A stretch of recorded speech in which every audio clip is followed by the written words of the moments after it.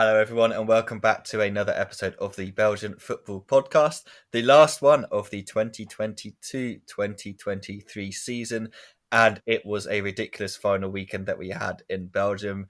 I'm obviously joined by Scott and Joris. Guys, have you recovered yet? Scott, I presume you may have done, but Joris probably not.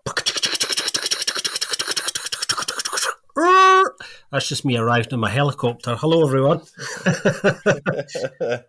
Much like many of the Genk squad, I am still very devastated. And congratulations to Antwerp. I'll already spoil that for everyone. But I guess everyone that listens knows the outcome already. But congratulations, despite how I am feeling at the moment, and I'm far from the only ones. But yeah, okay, we'll get more into this later, of course. But definitely, I'm gonna make it about me now. I don't really want to. I hate people doing that. But imagine being in Hamburg with Huisval last week. Just get a new job with a Dortmund boss, and now a fan as boss, and now this happening to my own team. It's not. It's been the craziest eight or 9 days lately. It sounds like you're in the perfect place for everyone to have just experienced all that, so you can all kind of like bond over it. It's just like a great kind of like we're all depressed. Hamburg is anyway a good place for a perfect storm, either way, in any time of year. So. Exactly. And then they got hammered by Stuttgart in their playoff game as well. So anyway, but we're not here to talk about German football. We are here to talk about Belgian football. And yeah, let's start with the scores from the playoff 2, obviously with Ghent having wrapped that up a couple of weeks ago. They're just kind of going through the motions. Cercle Bruges, they beat Westerlo 2-0 at home, which means they finished 6th, and that's their best season for a very, very long time. So congratulations to them. Fantastic work.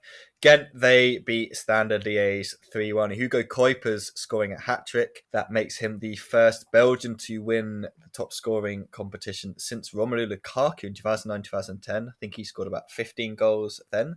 So congratulations to Hugo Kuipers to do it with a hat-trick as well. It's always quite a nice kind of satisfying way to round that one off.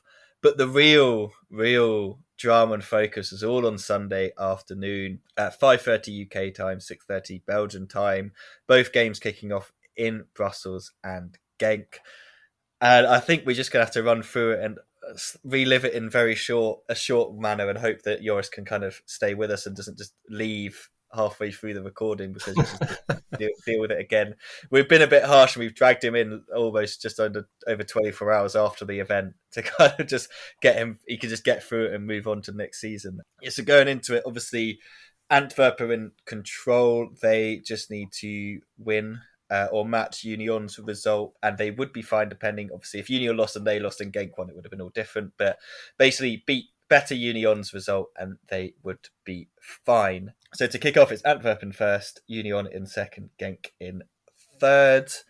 And by half-time, just before half-time, Genk take the lead. There's been no goals in Brussels, but Genk take the lead through Tolo Akadari. Really nice, well-worked move. Canus winning the ball back, playing a lovely pass. Ball eventually comes across to Tolo to sweep home. So half-time in Brussels and Genk. It's Genk who are winning the league because Union and Club Brugge are drawing 0-0. So it's a fantastic atmosphere in Genk with the home fans enjoying the sunshine, enjoying the half-time entertainment. They haven't even come back out, and everything's changed by the 46th minute as Union just burst out the gate. Simon Odinga plays a 1-2 with Victor Boniface and then slides it past Simon Mignolet to send everyone at the Joseph Marion absolutely nuts, because now they're winning the league. And that's pretty much how it's staying until I think about 12 minutes later, when Antwerp, who they just didn't look that effective up front for most of the game to start with. They just didn't really seem to be creating much or doing much with chances and stuff, but they take advantage of a bit of poor defending from Genk, and Jelano Kirk sticks it in to make it 1-1. At that moment, it's kind of not affecting anything because Union are obviously doing better than Antwerp, so they are ahead. But it does mean Antwerp are just 1 goal away. Whereas for Genk, they knew they had to win, so they are now on the back foot. So it's still kind of a good situation for Union because Genk, they knew were going to be going for it. So they're winning, and it gets to the 75th minute, and Genk, obviously, like we said, needing that win, they then take the lead to really dampen the spirits for Antwerp, and back home at the Bossel Stadium, which is full with fans watching on the big screen. Brian Heinen, he scores in the 75th minute. So for Genk, they're now just kind of all on the radios listening to what's going on in Brussels. There was a moment, I think, guys, that Nusa deflects it off Kandus and it hits the post. And I think some Genk fans thought that Club Brugge had scored because they all started celebrating. And Will on commentary was like, something's happened in Brussels, and nothing had happened in Brussels. They just kept commentating. He was just like, okay, clearly nothing. If you were watching the Genk Antwerp game, just got to do a massive shout out to Will because his commentary was absolutely fantastic. He was loving every moment of it with the rest of us. So yeah, going into kind of late 80 minutes, Union still leading 1-0 against a Club Brugge side that have absolutely nothing to play for. They're ringing the changes. They've chucked on, I think, Cesar Sandra's come on, Chemizdi Tabli, Shion Homer. They've all come on, all these players that have been playing a lot of football for Club Next. And Union, the party's starting to get going. Like, the fans are starting to really, really enjoy it in the sunshine in Brussels. And then just out of nowhere, they concede. 89th minute from a set piece.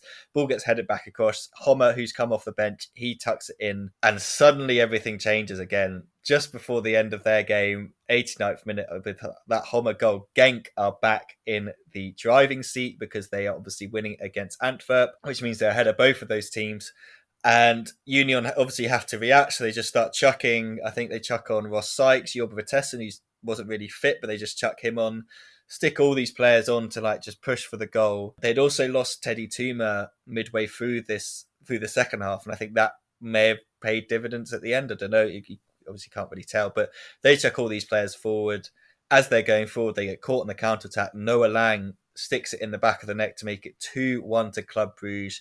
Takes his top off because obviously why wouldn't you do that when you're finishing fourth and have nothing to play for, and you're just killing another team's title aspirations. But I feel like that's the moment that Noah Lang lives for. So at that point, the Genk fans obviously get news of this goal and they're like, this is great. Like, Union are basically out of it because this is the 93rd minute. There's still some time left on the clock in Brussels, but are they really? Even Union, the Union side, we know they can do the miraculous stuff, but it just didn't feel like they'd had a chance now. They were running out of steam. The fans looked a bit dejected. The Genk fans are starting to believe, and then Antwerp strike. Toby Alderweireld, he's been sent up front, proper like school ground, like kitchen sink stuff, like chucking everything at it. The ball drops on the edge of the box to Yeli Bataille. He cuts it back, and Alderweireld's there, and it just made me instantly think of the Vincent Kompany goal for City that won them the league that year. Smashed it into the top corner, and it's just pandemonium from the Antwerp bench. There's just trainers, coaches, physios all over the floor. Alderweireld, as he's running back, I think it's maybe Al Hassan Yusuf tries to catch him, and he just goes absolutely flying. He's just bounces off him and like rolls off screen. Absolute chaos there. Bossel Stadion's obviously going absolutely nuts. Michel-Ange Balikwisha gets sent off in the melee. Didn't see that happen. He just picks up his second yellow card and he's sent off. Will's obviously going nuts as well. Fantastic moment for them. Not so much for Genk or Union.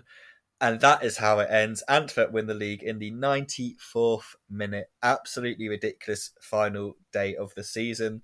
They just looked completely out of it for the entirety of the second half. It just felt like, especially when Genk were winning 2-1, it felt like there's no chance Antwerp, it's just Genk or Union at this moment. And then those last couple of minutes were absolute chaos. And I mean, just reliving it now, I think I've watched that goal so many times. It's just absolutely mental. It was a great story, obviously, for him as a child from Antwerp. I'm sure loads of people saw. But, I mean, Scott, how do you even follow that up next year? Do you know what I mean? Like, that is one of the best kind of final days we've had. Not everyone's a fan of the playoffs, but it's finally kind of engineered this absolute crazy finish to a season that we could only dream of as neutrals. Well, I don't think it gets any better than that in terms of excitement. I don't think that will be topped for a very, very long time. It feels like one of those almost once in a generation type wild weekends where everything drama-wise that could happen does happen. And that, you know, I was looking back on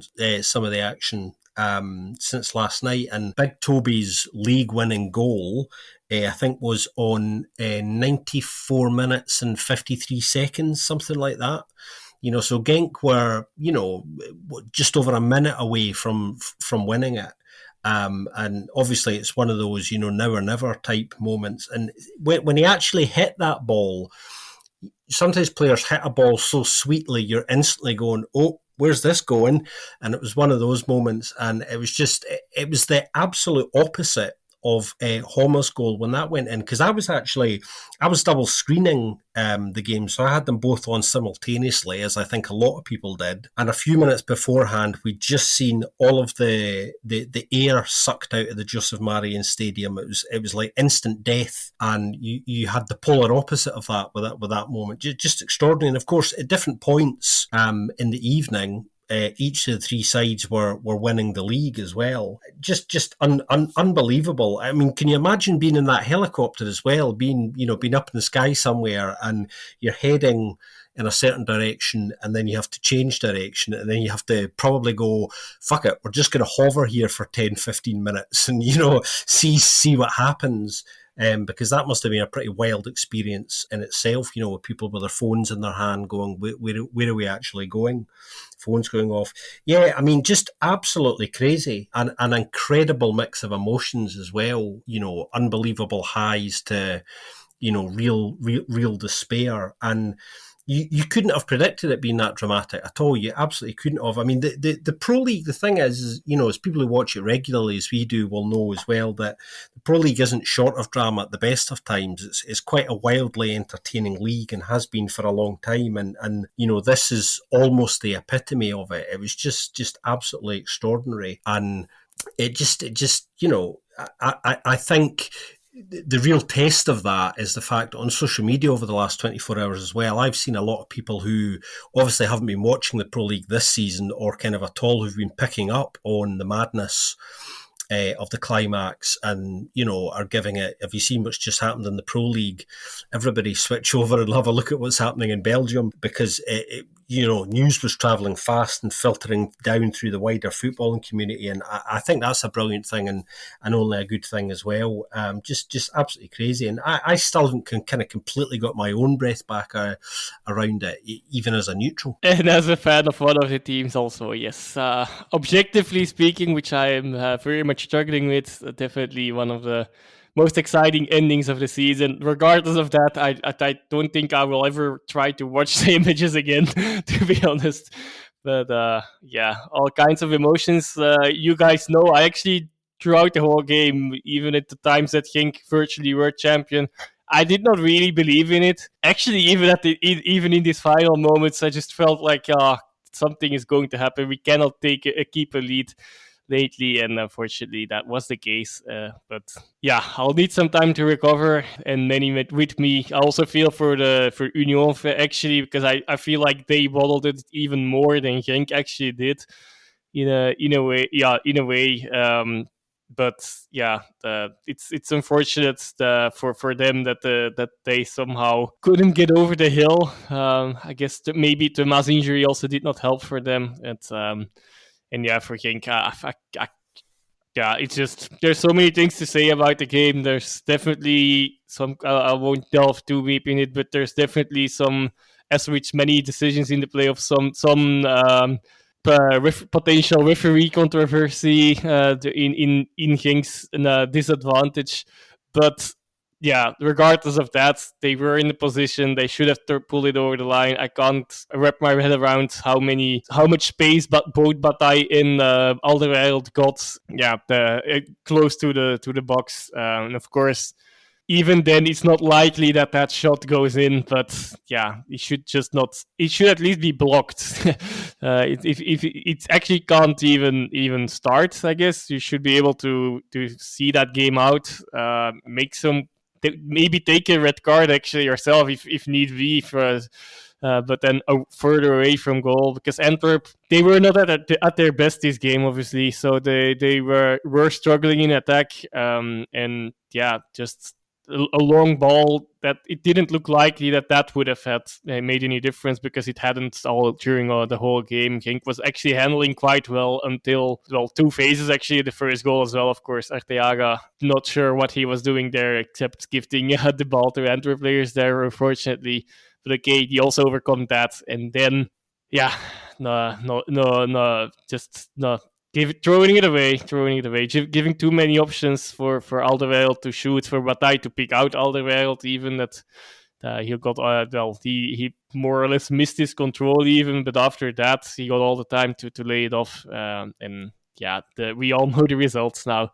And while for many people that's probably a highlight, for me that's definitely a heartbreaking moment, because I guess my stream was also struggling, so that didn't help for me either. Like of the last 5 to 10 minutes, I haven't watched that many. Unfortunately for me, in that moment I tuned in, but I think I didn't see any replays of it anymore. And I actually missed the end of the game, I think. I came back in when it was a final whistle, and I put it off again really quickly at that time. But it's devastating, really. Also, in a way, the worst case scenario, like nothing against Antwerp in that sense, but just that it's the opponent that Genk were playing, celebrating in the end at Genk's expense then as well, while that was not very likely that would even be the case even before this game started, that it would be really specifically at Genk's expense. Yeah, in that sense, I'm in one way really happy, because I think contrary to many other Genk fans, I'll probably will be able to give it a place a bit earlier than others that were in the stadium. So I'm relatively happy that I wasn't in the stadium. On the other hand, I'm also very unhappy that I wasn't there at the same time. So it's very much a mixed bag there. And like I said, congratulations to Antwerp. That's the first and foremost thing, of course, to say. But yeah, I still can't believe it. Joris is talking about sort of the margins in football.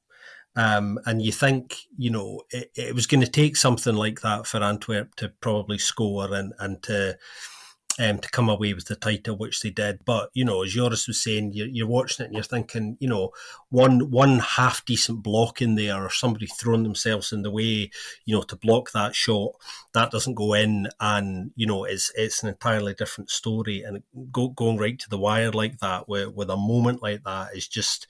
it just dials the pain up a little bit, as we've just heard from Joris, and kind of completely understand where he's coming from there.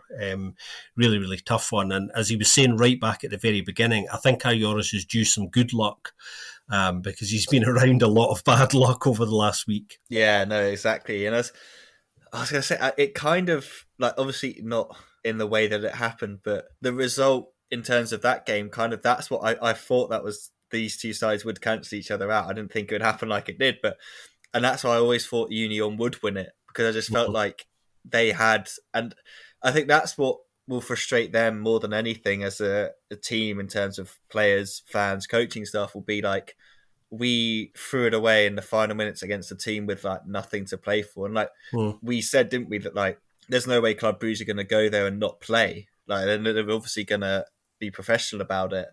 And it's ironic that in the end they end up delivering one of their bitter rivals a trophy and a title, the first one since 1957. But it felt like we obviously didn't speak about it in the roundup, but they had so many chances to kill that game off. Like Boniface had one that went just wide. Lapissan had one that went wide.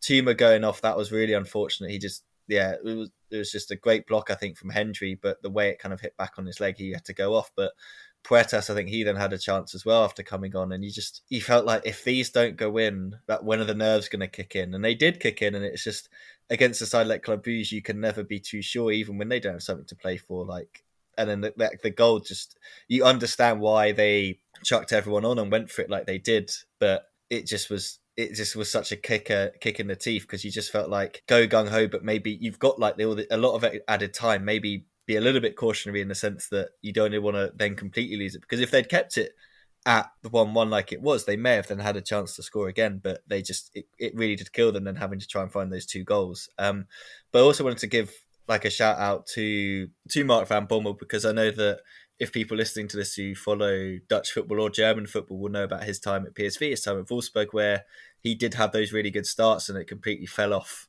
a cliff basically, and he kind of was much criticised, and he had a similar kind of good start here with Antwerp. It then started to fall off when they lost to Kortrijk, and then they started to lose to some of the teams around them. Then they came into the playoffs, won those three on the bounce, won the cup. He's now delivered a double, and they've squeaked over the line. Like they really probably should have done it against Union last week, but they've got there in the end eventually. And he just looked such a delighted, relieved man, and you could tell this clearly does mean quite a lot to him in a sense of after what he's been through in his managerial career so far. And then it just felt like it was bound to be Alderweireld, wasn't it? It just like that was the story that was going to be kind of emerging. But yeah, commiserations to Genk, commiserations to Union as well. That's the second time now in 2 seasons where they haven't managed to get over the line. And I think it's very easy to say, oh, we'll go again next year. But football, like so many other sports, you can never guarantee that you're going to be back in that position to win a title again. So when you have that chance, you've just got to take it. You see it in so many other sports. My team's currently in the NBA basketball finals in the Denver Nuggets, and I'm just like, I think they lost last night. And I was like, I probably shouldn't tell Joris. I feel like he does about losing one. They only lost one game, but you just realise in the sport when you get to that chance to win something like a title, you really do have to take it, because in that situation, Antwerp and Union were the two sides that really could have won it, but Genk then come back and they could have won it at the end there. Yeah, I mean, fair play also to the playoffs, I guess we can say. I know, Scott, you've criticised them. I've never been a massive fan, but they finally delivered us something that was truly awesome. Any other thoughts from you guys on the other two? On Union or something like that? I know, Scott, we spoke about Antwerp, and you're obviously spoken about Genk, but yeah, any other further thoughts on this one? Yeah, I'm still a fan of the playoffs. That's all I'm gonna say. That's all. That's an objective statement. I think people know that I've never really been a fan of the playoffs for reasons I've spoke about before, and I haven't really changed my mind. But I think if anything, the excitement and the drama of this weekend has actually probably ensured that the playoffs are here to stay for longer than some people might like. They're here for the foreseeable future. That's for sure. On Union, I think the unfortunate thing for them is that this is a side who are so good offensively, and although this season I think physically they've been stronger and the defensive side of their game has been better than it was under Mazu on the whole, I think it's kind of ironic that the one game where they just had to literally shut the back door, sorry for using a cliche, but in those final few moments, and they just couldn't do it. Slightly naive, if I'm honest. I understand that urge, because of all of the news that's flying around elsewhere and games still being active. There's this temptation to kind of go and kill it, because when you're only 1-0 in front, it's incredibly precarious. And as we saw, you've got to get the balance right. And I just felt watching it, why are they not shutting down space here? They just approached that last 10 minutes in a very, what must have been a very frustrating game to watch, that's for sure. There was a lot of images of fans streaming out of the ground, just kind of crestfallen, and yeah, it's what we've been talking about a lot recently, those extremes of emotions, and it's never nice to be on the wrong end of that. Yeah, no, it's just, I can imagine, because obviously like we've been to that stadium and like you walk out and usually there's like people going to have some more beers and do stuff like that, but I can imagine most people will probably just want to go home. I just don't want to have to deal with anything like that. But yeah, I think kind of looking back, it has been an exciting, entertaining season overall, and it was nice. No offense to Club Brugge fans, but it was nice in the sense knowing going into these playoffs that we were going to have a new champion, because it has been a while. Yeah. And these three teams really did push each other, and I think we all expect that Club will be back up there next season. So we kind of just hope that these three will be able to sustain that success. But yeah, I think Garrett said afterwards, he's like, I'm not going to talk about my future now, but he'll definitely have some offers. I feel like Van Bommel is likely to stay. I feel like he looks pretty happy and content at Antwerp, but again, you never know where offers are going to come from. But there's already talk about Gayson's wanting to make them a force in European football and stuff and all that. So we'll see how that goes. But is Paul going to open his wallet again? Is that what you're hinting at, Ben? Maybe just a little bit. He might have. He looked quite a creepy smile on his face, didn't he? After that one. And then they broke the trophy. Of course, we should mention that. Yeah, they barely had it for a couple of hours. So, was it Richie Delat that broke it, or am I chucking him under the bus. I didn't see the offending individual, but I did see footage of the trophy in various states of disrepair. And the funniest thing about it actually was there was a number of photographs of players individually with it, and it looked like the trophy was getting more and more broken with each successive photograph. And players were finding these strange. It was like those game shows where they give you a kind of random prop, and then you've got to pretend what they hand you is something else. It was a bit like that. I saw Gaston Avilla, holding it up like it was a drinking goblet, and that was the broken part, the globe part at the top at one point. It was just bizarre. But it's a very heavy trophy, actually. We should point that out. It's a very, very heavy trophy, so it's probably quite easy to break, to be fair.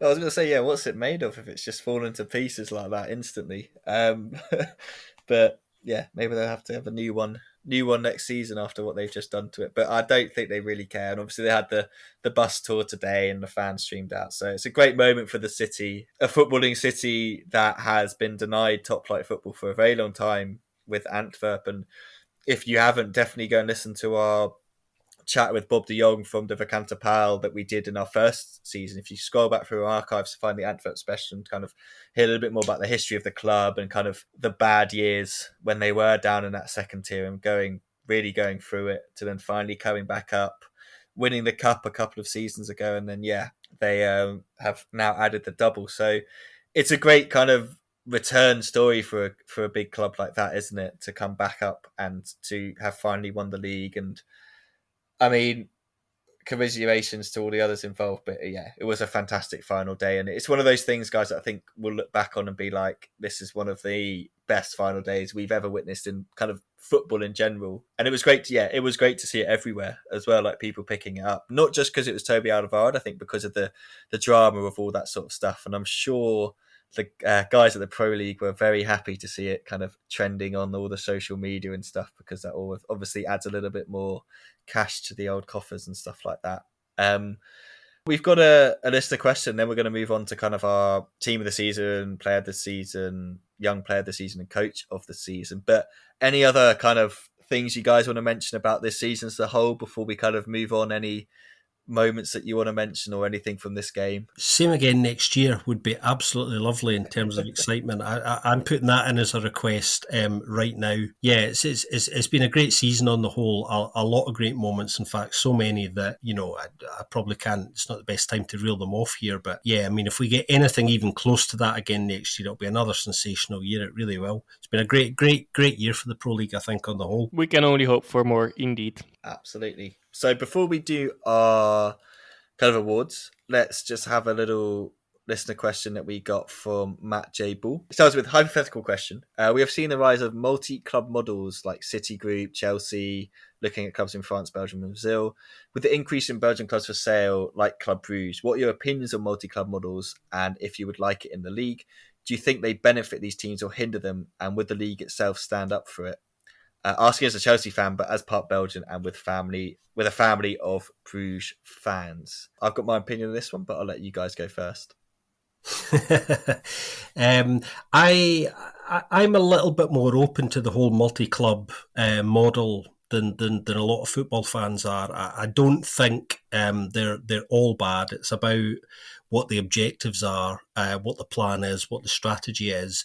And the thing is, from a specifically Belgian perspective, what you have to bear in mind is often the attraction is how do we remain, and this is a question for all clubs, how do you remain continually competitive and build upon what you have to offer so you don't get left behind? We know that the top talent in Belgium will move on at some point to the top 5 leagues, one of the top 5 leagues, and you have to maximise your revenue. You have to be continually developing your infrastructure to offer yourself as a club the best chance for players to come to you. And there are 2 ways of doing that. Either you have, much like Antwerp does, their very own sugar daddy, Paul the Wallet Gaysons, who's helped them along the way, or you become part of a multi-club network who invest in you, who provide access to a bigger network and a bigger infrastructure that allows you to continually develop. So because of the global nature of football, unfortunately, I think it's becoming, whether you like it or not, it's here to stay and something that's only going to increase. And there are now very, very few clubs in Belgium who aren't part of a larger network. And those that aren't are now actively looking either at becoming part of one or some major investment from outside. So it's not all bad. I think the bad stories kind of, taint the whole thing, but it's really about getting the right fit for your club, obviously, because it can, as a lot of fans rightly point out, go horribly, horribly wrong.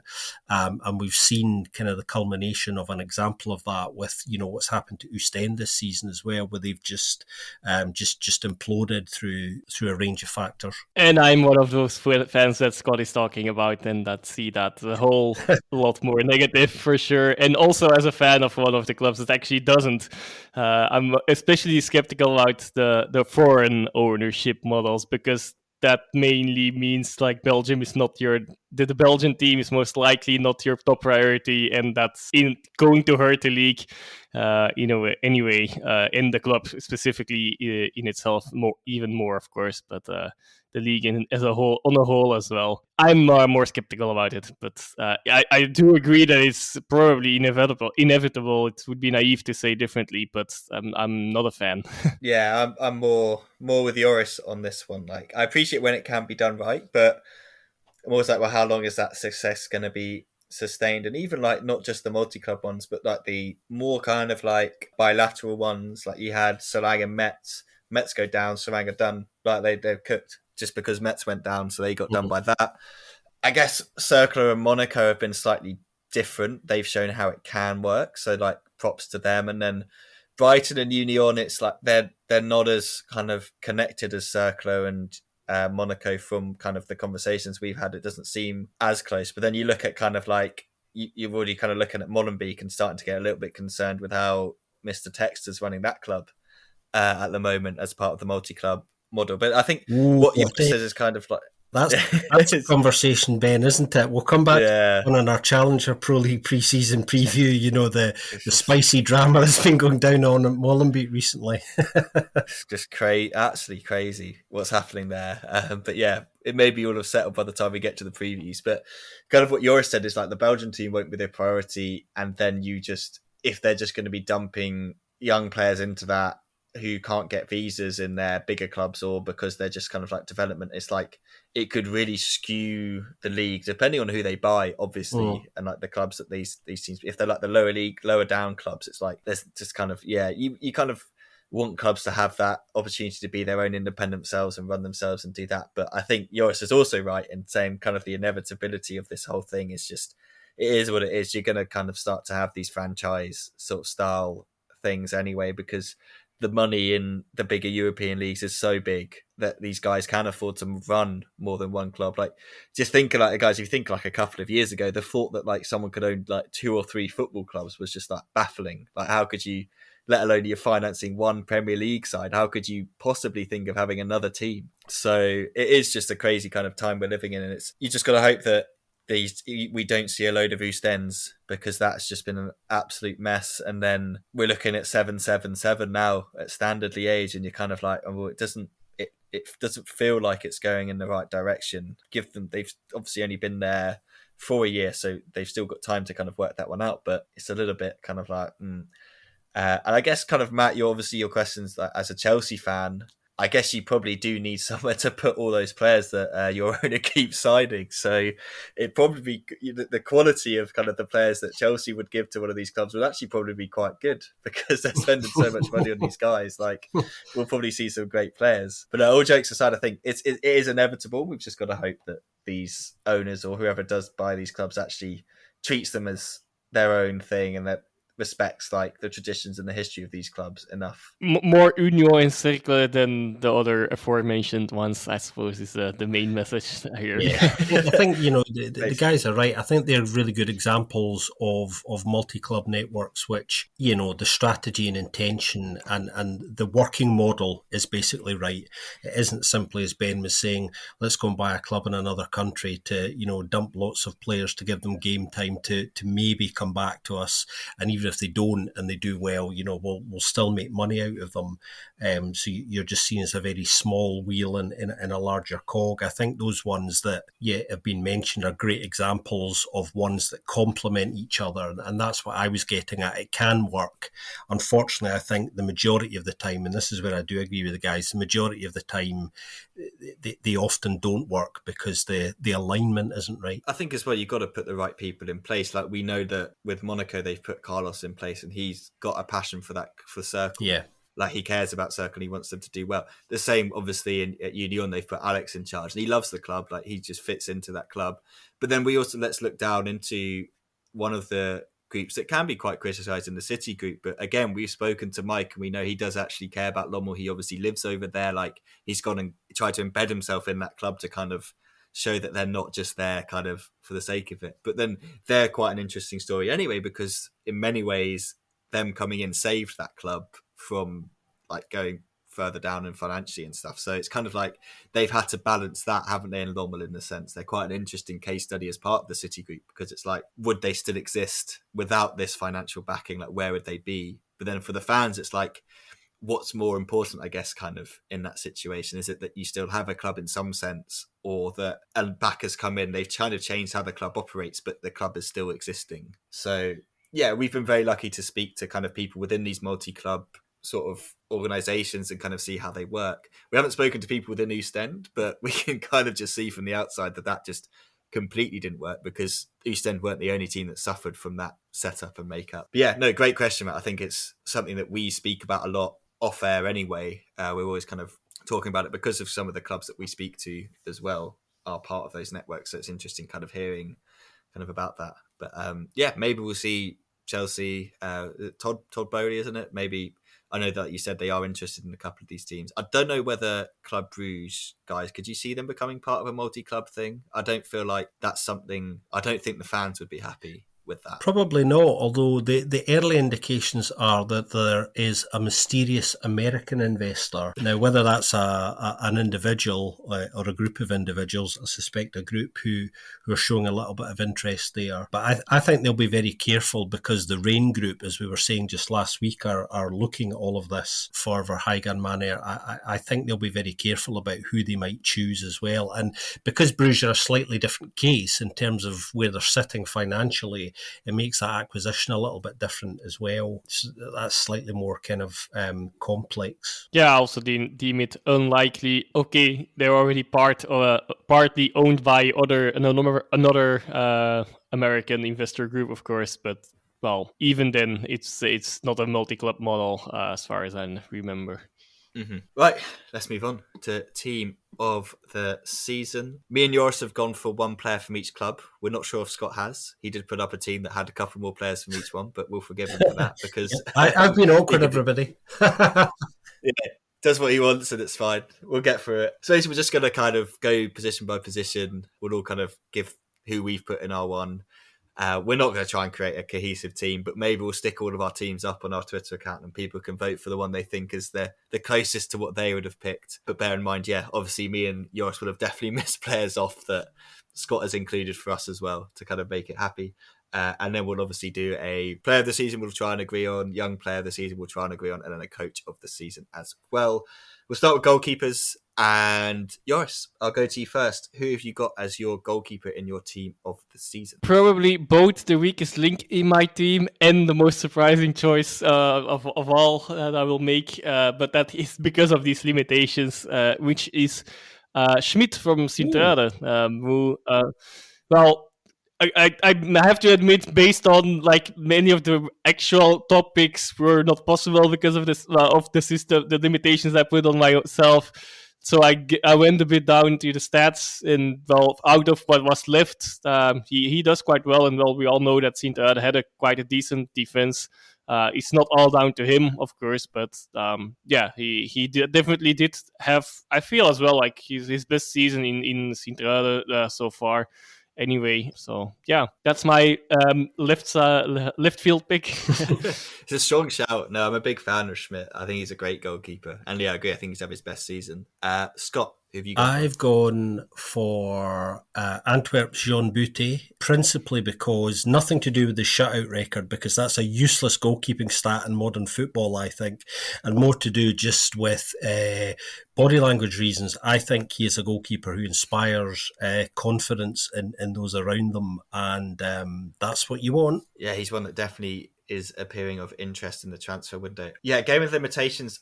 I was struggling between a couple for this team, but I've eventually gone for him just based on what else I've picked. I've gone for Radoslav Majecki of Cercle Bruges. I think he's been great when he's been in between the sticks. Penalty saves aside, he's made some really crucial blocks and stops for them. Kind of like what you said with Boutte, Scott, in terms of like breeding confidence. He is a man full of confidence. And I think, yeah, he's going to be missed when he goes back. I think he's been a great kind of loan signing from Monaco. So I've gone with Majecki. Right back, Scott, who have you gone with at right back? I've gone for a 4-4-2 just because it's the easiest way to fit people in.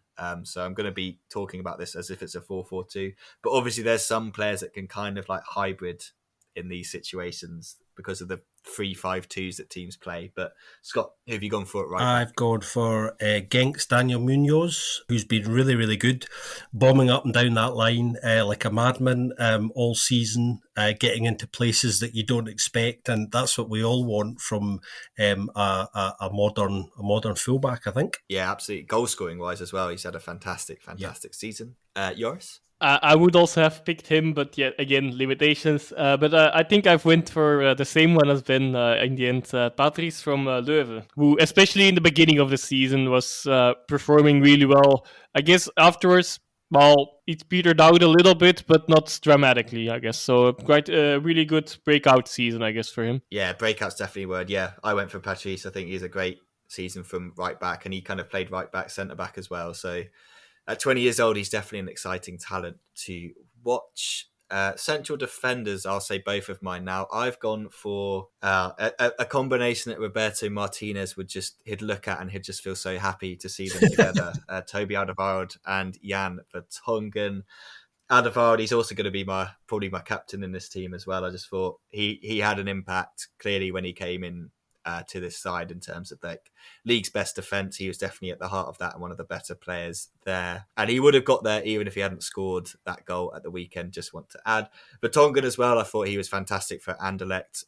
Defensively, they didn't have a bad record at all. And he was definitely a big part of that. And I think Zeno de Bass is going to have an even better career now that he's played so much alongside Vertonghen. I think he's really going to have learned a lot of things. Joris, who are your two central defenders? Again, a bit left field, and yeah, I have to say this. I made this selection before the games yesterday as well, because I would be tempted to change something there, but I have not. I have gone for a different Antwerp player in my team, so I could not pick Alderweireld. I might have otherwise done.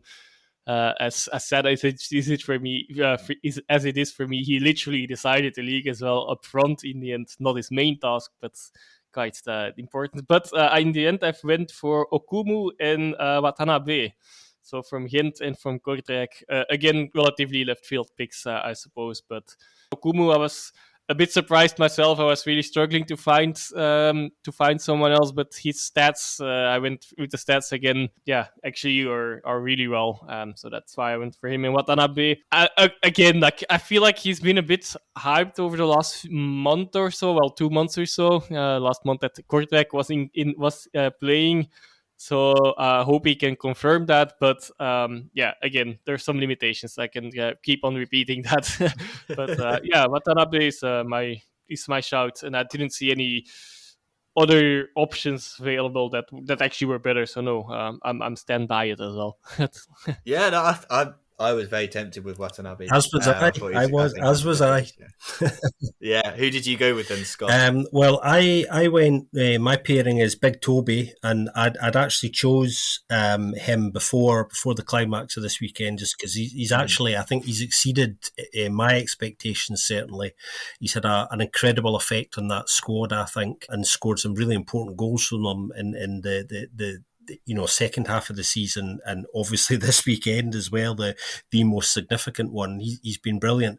And I've paired him with somebody you mentioned a little while ago, Ben, Zeno de Bast, who I think has been really good, as we know. I don't need to rave about him. Everyone's aware of Zeno's quality, but I think he's gone up another gear this season for me. Some of his balls out from the back, his line breaking passes for a central defender sometimes are sensational, and it looks quite encouraging that he's going to still be at Anderlecht next season, which is really good news for them and for us. Yeah, fingers crossed that we get to see a bit more Zeno next year. Left back, I presume we all have exactly the same name for this one. Scott, I'll let you say this one because surely we've all gone the same. I've gone for Mr. De Kuiper at Westerlo. Yeah, has to be. I maybe an honourable, I don't know, like Bjorn Meyer, thought he had a decent season, but De Kuiper, it's got to be, hasn't it? Like, Joris, I presume you were exactly the same. Yes, of course. Well, it also is so clear that he's a standout player there, which also always helps with building this kind of teams. But even without that, I think, Meyer has a good shout. Yes, no, exactly. Right midfield.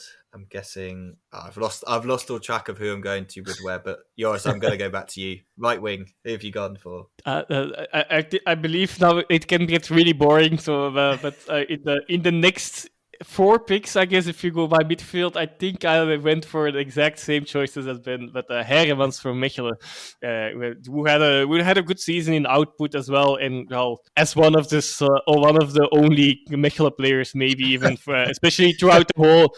Especially consistently throughout the whole season, that he really had a personally good season. I haven't seen who won their awards, but surely he won every single award that they ever give out. Even like young player of the season, he probably should have won it. Do you know what I mean? Like, he was that good for them. Yeah, I am the same. Scott, who have you gone for? Probably an obvious one, and to me, the only one really, particularly as I'm being the awkward one and not going for the one person, one player per team. Joseph Pansel at Genk, self-explanatory, I think. Yeah, again, not much needs to be said about that one. He was just fantastic. 17 goals, I think he got in the league this season. Remarkable achievement for him. Yep. I'll say my 2 central midfielders, and Joris will nod in the background. I've gone for Teddy Tuma of Union and Adem Zorgan of Charleroi. Mm-hmm. I feel like that combination of central midfielders, you just come off the pitch with a lot of bruises because these are 2 big athletes that get up and down the pitch, but they can pass, they can score, they can do pretty much everything. Unfortunately, we're probably not going to see Zorgan next season. He'll be off. Tuma, we don't know. Fingers crossed he was to be here because he's just a joy to watch, and seeing him live, you just really appreciate what he does for that team in terms of leadership and stuff. I think he's a fantastic player. Zorgan as well, we saw live, but it wasn't the best Zorgan game because they were absolutely demolished by Cercle Bruges, unfortunately. But Scott, who's your central midfield pairing? Well, this is interesting because I wasn't too dissimilar from you guys, actually. I have Teddy Tuma in mind, but instead of Adam Zorgan, who nearly paired up with Teddy, much like you guys, in a moment of clairvoyancy, you could almost say, I went in the end for Fayez Selemani just because he produced just enough moments of quality throughout the season to be in with a shout with this for me. And the slightly controversial thing here is I've put him slightly out of position. Normally he plays out wide, of course, and I've put him in central midfield, but he's such a good player. He can do that. He did play a little bit of attacking midfield towards kind of with Understork, if I remember correctly. So we'll let you get away with that one for now, I guess. I was speaking on behalf of Joris. But left midfield, back to you, Scott, for this one. I presume, again, we've probably all gone with the same man. I feel like there's only one man for this one. Yep, Mr. Trezor, it has to be. And yeah, there won't be anybody who'll argue with us, I don't think. No, he is, hands down, he just wins that left midfield spot. Again, he was probably my first name on. Him and De Kuiper were my first 2. I was like, they've locked those positions down. Joris, 2 strikers. Who have you gone for in those? I think I can guess. Oh, no, actually, I don't know. Well, based on what I said before, maybe you could know one, and that is Janssen from Antwerp, which is slightly left field maybe pick as well, but I feel like his when he was not there, it was really crucial for them. Okay, in the end, it did not matter, or they got away with it. But which means his impact was really big as well, both offensively as defensively, and any onset pieces defensively as well. But also his work rate in general, yeah, and still scoring in the end a fair bit of. Amount of goals. I also have to hold my hands up, I guess, because in the beginning of the season, much like all of us, I believe I was not very convinced of him, but he definitely has proven me wrong there. Yeah. Oh, and my second one, sorry, yes, is another reason why Majeski was okay. The goalkeeper from Stekelenburg was definitely also on the short list, but I have gone for Ueda because I actually feel like Janssen and Ueda would be fairly complementary as well. So and Ueda had a good season, yeah, and I was thinking about Kuipers. Yes, I am leaving the top scorer of the league out, but I guess there it was also a bit more with the limitations. As well. Plus, I think, to be honest, Janssen maybe fills that role of Kuipers in my team as well. Whether he does it better or not, well, I don't know. I just picked the team. I didn't think too much through it. But also wanted to not have all the same names as you guys. I don't think that's the case anyway, though. But in this specific case, Scott, who have you gone for then? Have you gone for the same two or slightly different? Well, kind of quite close. I've paired up Hugo Kuipers, obviously, finishes as top scorer, 27 goals in 39. But for me, it was more the fact that, he's the first Belgian, as we were saying earlier, to win the top scorer. The Golden Boot Award since Lukaku in 2010, so that's quite significant and interesting in itself. Real predatory striker, who I don't know if you guys would agree, but he's exceeded my expectations. I wouldn't have had him down as top scorer before the start of the season, I don't think at all. So he's done really well, and I've paired him with Ayazi Ueda at Circle, who again, likewise had a brilliant season, pushed Kuipers really hard for top scorer in the end. And when you think he's come to Belgium and it's been his first season here, coming from such a different culture in Japan and the J League, to adapt so quickly and to produce what he has there has been really, really good. And unfortunately, it looks like he's going to be on his way over the summer, but Circle look like they are going to be well deservedly recompensed for that. But yeah, he's been magnificent. Yeah, he was the one it was between him and Miyeki, like with Joris, and I went Miyeki instead. But I went to Kuipers as well. He's my Ghent kind of one. I couldn't ignore what he did. And then I was like, I've got space for Gianni Bruno, who was a controversial selection when we first did the podcast. I don't know if you guys remember when we stuck him over. I think we stuck him over Ito, didn't we? And that ended any kind of chance of us ever trying to make a cohesive team ever again. We can nip that one in the bud. But yeah, I've gone Bruno up front with Kuipers, which in theory could be a strike force for Ghent next season if they wanted to, but it's probably not going to happen. But he basically scored all the St. Truden's goals, and I think if without the other two, like Kuipers, Ueda, Janssen, he's probably kind of the one after those guys in kind of the striking position. So yeah, that's our individual team of the seasons. We will post those on our Twitter account later on, so you guys can kind of vote for the one you think would do the best. Bear in mind, some of us had some limitations and some of us didn't.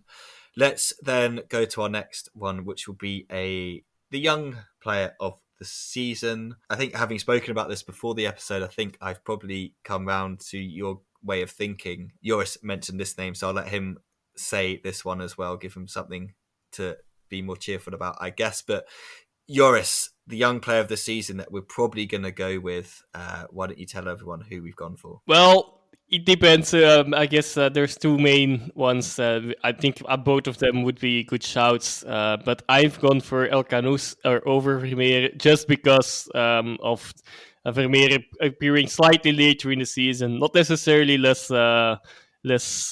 convincingly, but I still went a bit maybe less objectively for me as well for El Canus, based on based on that and all the experiences that they already has had over this whole season now as well. Yep, he's been absolutely excellent, and if anything, he probably hasn't get the credit that he really deserves. I think next season is going to be a huge season for him, and I think there's lots of people expecting really great things of Bilal El Khanous.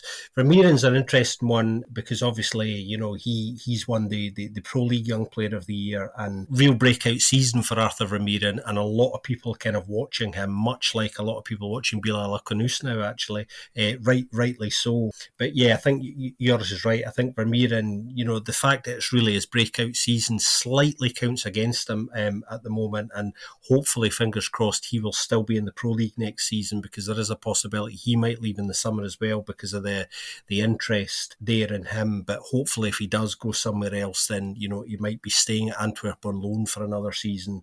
He needs to be playing regular football still, much like Bilal El Khanous will, and I'm sure he'll be, a real regular feature in that Genk side next season. Yeah, no, it was between Vermeeren for sure and Bilal El Khanous, but I'm happy to go with Bilal for this one. Fantastically talented player who's just, the numbers don't jump out of with the assists and goals and stuff, but when you watch them play, he is involved in the goals. Many times he's playing the most decisive pass. Like, it was a Saturday, wasn't it? The Tolu goal. He plays the initial pass, which then becomes the cross for the goal, and it's just, he's just a fantastic player. And there's a reason lots of scouts, especially kind of like the ones that produce like through Twitter and stuff, they were very excited about it. That was Sunday, of course, and actually that this time it was an assist as well from him. So I'm just saw him picking up the ball and then threw it. Yeah, but you know what I mean? Like, he is involved, isn't he? He plays those balls through the line and stuff like that. He's just a fantastic player. And yeah, two great kids, two great talents coming from the Belgian league. So we'll go Bilal. Let's go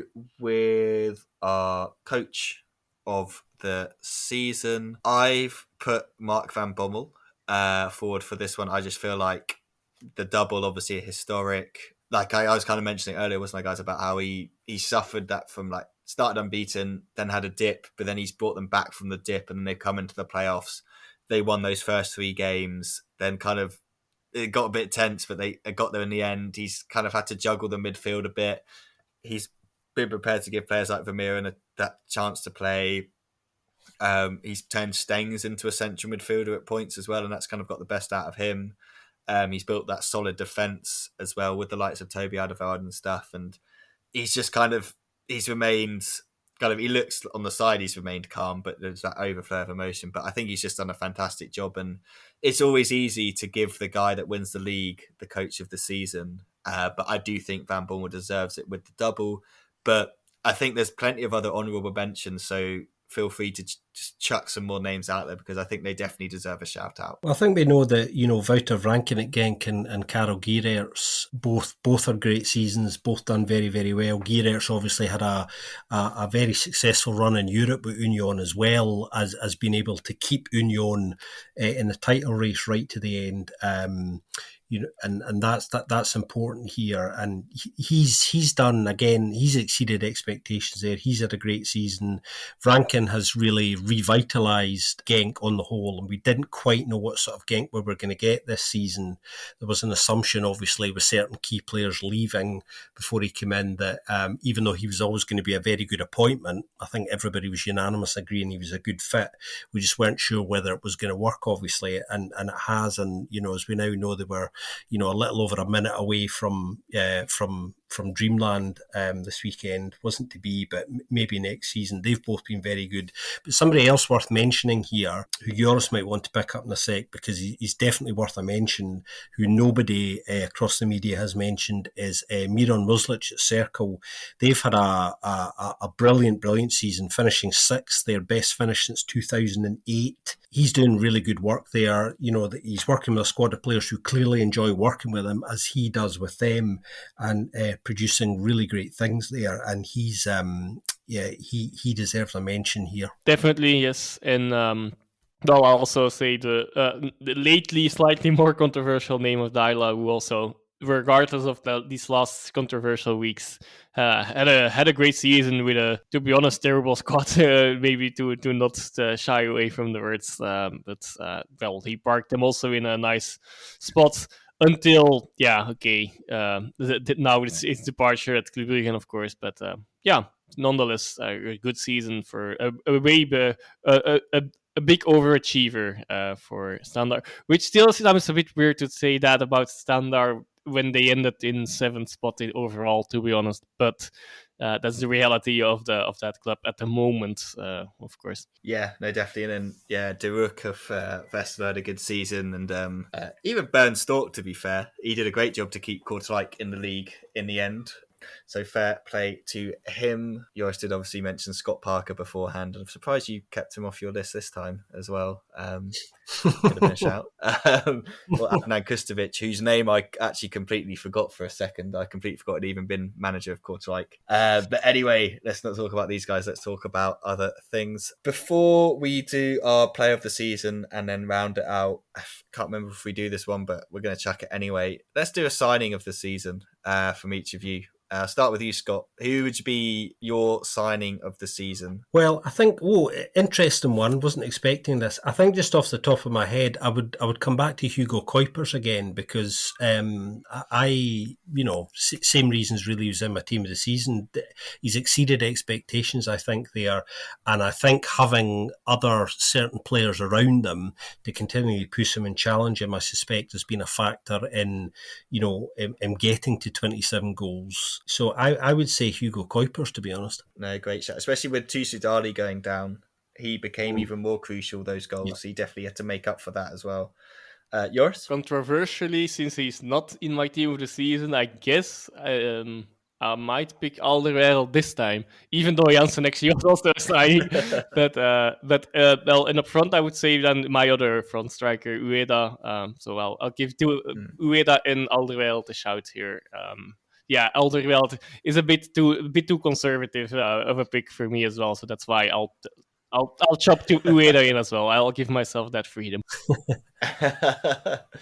No, definitely. Those were definitely all names that I was going to say in mind as well. Just a couple of other mentions, I guess, that we could chuck in. I guess I already mentioned my goalkeeper, Miyeki. He was a good signing for Cercle Bruges for this season, but I think Ueda was definitely their signing of the season. And then maybe one that he doesn't really make teams of the season or something like that, but you could maybe chuck in a Zinkernagel for Standard. Mm-hmm. I think he definitely had a massive impact on their team, and in a team with such little quality, he was definitely a really good signing. So he definitely deserves credit. I'm trying to think of teams at the bottom who made some big signings to keep them up, but the team that kind of made some of the biggest signings went down in terms of Otterwagen.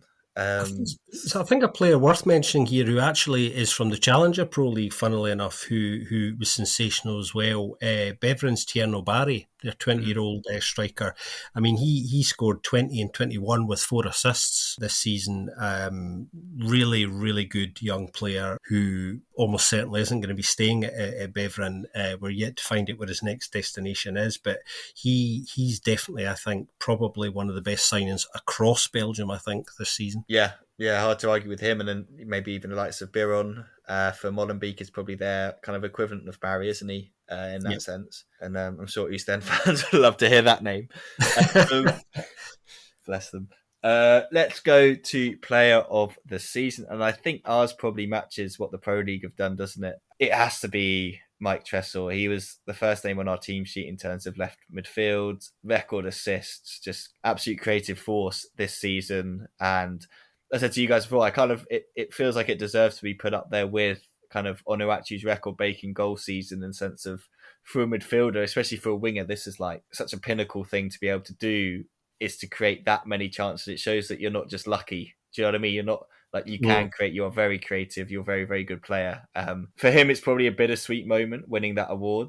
I'm sure he'd probably trade it in for the title, but he definitely is a deserving player of the season, isn't he? Yeah, I think his numbers are absolutely wild. I mean, eight goals, which doesn't sound like that much, but I actually think that's kind of decent, over the course of 39 games, 21 assists. But a really important thing here actually is what Ben said right at the beginning, and that's about the number of chances he's created out with the assists he's credited with as well are right up there in the European assist charts across the whole of Europe as well. So top top season for him. Yeah, brilliant stuff. I guess I don't have much to add, and it's obviously that I like this pick, but I do also think it's deserved for sure. And we'll find out. We'll find out tomorrow, I think, won't we, guys? Whether he's made Domenico Tedesco's squad for the next Red Devils games. I think. Yeah. So by the time this goes out, you should all know if he has done, and hopefully he does. I think just be a nice nod to what he's done, wouldn't it, this season? But that is, I believe, all the awards for this season. That's team of the season done. That's the season done. I can't believe we've reached the end of a third season of the Belgian Football Podcast, I believe. I'm just trying to remember how many times we've been doing this. But as ever, guys, it has been an absolute pleasure going through this turbulent season with you. Obviously, we've had some personal highlights getting out to the games, finally as a trio post-COVID to see everything. And we're definitely looking forward to next season, and we'll obviously be back with a bumper pre-season preview for the Pro League and the Challenger Pro League. We'll also hopefully be bringing some more interviews and stuff like that. We're just kind of working on stuff. Maybe some stuff will happen in between now and the pre-season. We're not sure, but definitely during next season we'll get some more interviews, and we'll definitely get out to some more games. So to anyone who is listening in Belgium, hopefully we'll see you at a couple of matches there. But yeah, guys, anything else you want to say before we wrap it up for the 2022-2023 season? No, it's been an absolute delight, and I'm about to go and get back in my helicopter now and fly away for a little while before we get back together to do our pre-season previews, which are always very highly anticipated ahead of the new season. So thanks for listening, everyone. Cheers for your ears, as they say. We'll see you very soon. And I'll first go cry a bit more, and then I'll try to get my since I discovered specifically this weekend during the games that I definitely am a bit too negative, even though it was realistic in the end. That I'm the negative kind of supporter. I'll try to remove that side of myself and just be a bit more optimistic, and let's see how that goes. I think it won't last until the previews anyway already, but we'll find that out. Yeah, whenever we record the previews, the pre-season preview, we will we'll see how my forecast here on that front went. Absolutely. And we'll obviously do a table preview as well. But yeah, for me, off to watch basketball, watch cycling, and then get ready for the football season once again, because it comes round so quickly. But as always, if you've enjoyed listening to us this year, please do leave us a review on your podcast app of choice. We really do appreciate looking at them and reading them and seeing people enjoying what we're doing. And obviously, spread the word about Belgian football, especially if anyone's been talking to you about that craziness of the final game. Be like, there's a podcast you can listen to all about this crazy league as well. But yeah, like we said, we will be back for our pre-season previews in a month or so. But in the meanwhile, our Twitter account will still be working. It will still be updating any sort of transfers and stuff like that for us to discuss when we do get back. But it has been an absolute pleasure. Thank you so much for joining us for another season. We are very much looking forward to next season and continuing to create this podcast for you. So yeah, we'll speak to you soon, not very soon, definitely soon, on another episode of the Belgian Football Podcast.